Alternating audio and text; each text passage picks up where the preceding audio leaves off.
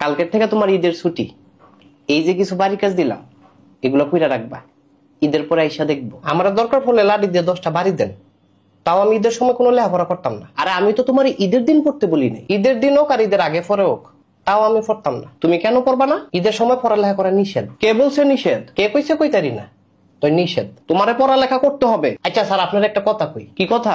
ঈদ মানে আনন্দ, হ্যাঁ, আর ঈদ মানে পড়ালেখা বন্ধ। এলাকা একেবারেই বন্ধ? একেবারেই না, যতদিন আনন্দ ততদিন বন্ধ। এত আনন্দ করলে পড়ালেখা করবা কোন দিন? যেদিন আনন্দ শেষ হইব তার পরের দিন। আর এই আনন্দ শেষ হইব কোন দিন? এইটা আবার পরীক্ষার আগের দিন। আরে এমন করলে তো তুমি ফেল করবা। না স্যার, ইনশাল্লাহ করতাম না। তুমি যদি ফেল করো তাহলে তোমারে বাঁচাইবো কেডায়? আল্লাহ যদি আমারে পাস করায় তাহলে ঠেকাইবো কেডায়? শুধু পাস করলেই তো আর হবে না।